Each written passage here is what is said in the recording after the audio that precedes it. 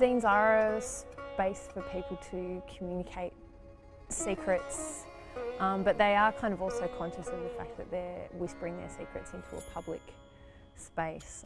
Really the only way to get a full understanding of zine culture and actually to appreciate them beyond the publications that they are is to get involved in the community, because it is a community of people spread across Australia who do have kind of shared values and kind of quirky interests in things. What would the shared values be?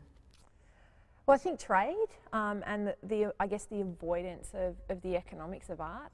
Most zinesters lose money on their publications, but the aim is always to break even. So most people who make zines and who engage in trade, like me, I predominantly trade my zine.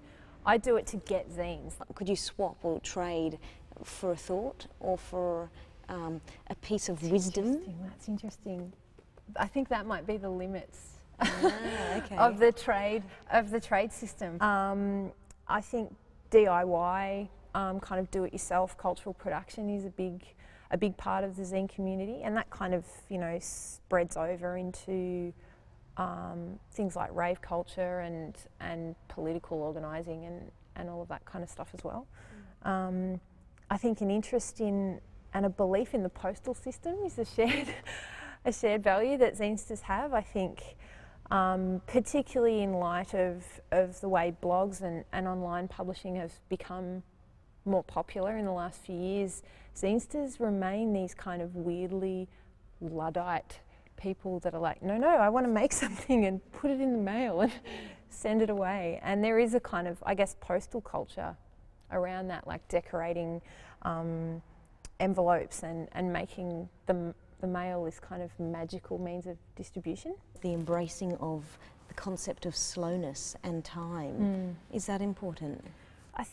Yeah, I definitely, I mean, it's interesting because zines are based on the photocopier, which is this very bureaucratic, time-saving device. But the way they kind of reinterpret that as a means of artistic production is about slowness, I think, and is about, I guess, spontaneity also. Is zine making an alternative form of autobiography or memoir even? I'm very interested in autobiography as a genre, so I find personal zines, even when they're bad, and they can be very bad, I find them compelling, I find them really fascinating, that there are people out there who are really challenging the idea of autobiographical writing, that they're kind of completely putting aside interests in, you know, representing a kind of exemplary life. You know, the traditional ideas that we have about autobiography is that you write your autobiography when you have something, you know, kind of positive and illuminating to share with others, when you've done something which is worth emulating. Whereas zinesters seem to be interested in kind of having these moments of documenting the immediate kind of surroundings of their life. Personal zines are probably the most common form of zine at the moment. They've had this real kind of resurgence in the last 5 or so years. The annoying and frustrating obsession with reality TV, the excitement of the everyday loser, is it linked to that? The same impulses are working in a way. People are interested in finding out about other real people. They are interested in finding out about how people deal with particular situations of stress.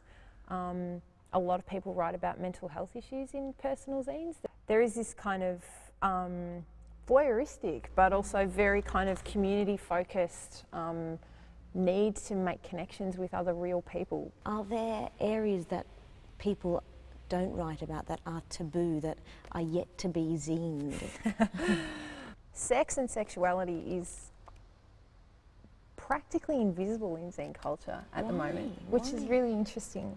Broadly speaking, the majority of personal zines that you would read would not say anything about the person's sex life or their sexuality, or it's almost a shyness. And I think that people worry that if they put things like sexual fantasies or any kind of information about their sex life in there, that could have a negative kind of feedback As an academic, I do kind of want to be able to give a description of them, and I think that they're, you know, that everyone who makes zines probably is educated.